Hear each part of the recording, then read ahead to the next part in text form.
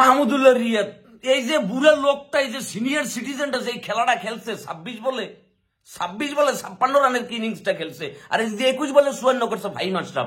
যেই বরিশালের লঞ্চ ডুববে যাইতে আসছিল, বরিশালের লঞ্চে বেটা তাবাক করে টান দিয়ে তুলে নিয়ে ম্যাচ জিতে এলিছে বেটা। উল্টো 200 রান করছে 11টা বল বাকি রেখে। কি কোনো কথা? মানে কি মারাটা যে মারছে দাদু, পাগল বানিয়ে গেলিছে।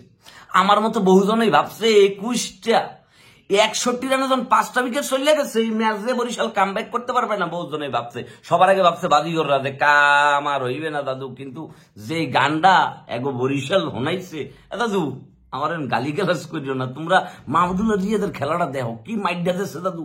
7টা ছক্কা মারছে ফাহিম আশরাফ, পাগল বানাই এলিছে। মোট কথা একটা বলার রে বাদ দেয় নাই, পাগল বানাই এলিছে। মানে দুর্বল রাজশাহী রে পুরো দুর্বল রাজশাহী বানাই দিয়েছে। তাদের বলারদের এই যে প্রবলেমটা, স্ট্রাইকে যদি তাসকিনের সাথে আরেকজন ভালো বলার থাকতো, পার্ট টাইম বলার মলার লই আইছে, ওদের ব্যাটসম্যানটা তো ভালো রানই করছে 197, খারাপ না। এই রানডারে যে জায়গায় বরিশাল ম্যাচটা ঘুরতে দিতে আছে, 61 রানে 5টা উইকেট চলে গেছে, ইম্পর্টেন্ট উইকেট মাত্র। শাহিন শাহ আফ্রিদি, মাহমুদুল্লাহ রিয়াদ আর ফাহিম আশরাফি কি কাম করিয়ে দিয়েছে। 11 বল হাতে থাকতে 4 উইকেটে ম্যাচ দিতে গেছে। নবী তো নামেই নেই। 9 নম্বরে নবীর নামার সুযোগ হয়েছে। চিন্তা করে দাও বরিশাল কিভাবে টিমটারে সাজাইছে। এই জন্যই তারা ডিফেন্ডিং চ্যাম্পিয়ন, এবং এই সিজনে তারা অন্য একটা লেভেলে খেলা দিতে পারে। এটা বরিশাল লোক অন্য লেভেলের জোর আছে, যা দেখলাম দাদু। এবার কাম করিয়ে দেবে এই সিজনে। ওটা কি ম্যাচটারে কি করছে দেখছো? হ্যাঁ 35 বলে বেটা রান লইয়ে লিছে বেটা, তারা 75 প্লাস। ক্রাইসিস মোমেন্ট, মানে ওই ক্রাইসিস মোমেন্ট থেকে ক্রাইসিস ম্যান হিসেবে তারপরে বাইর করে আনছে মাহমুদুল্লাহ রিয়াদ। মানে আইসা তার ভেতর কোনো প্রেশার নাই, কোনো চাপ নাই যে ম্যাচ ফুটতে গেলে ফুটতে যাবো, রান করতে হবে, ছক্কা মারতে হবে। এই যে একটা ব্যাপার, এই যে একটা অভিজ্ঞতারে কাজে লাগাইছে বরিশাল, এটা তো এক ধরনের অন্য ধরনের অনন্য দৃষ্টান্ত, একটা এক্সাম্পল হয়ে রয়েছে বেটা। যে খেলাটা দেশে আজকে বরিশাল পাগল বানিয়ে এলিস না পুরা। যাই হোক, অভিনন্দন অভিনন্দন বরিশাল।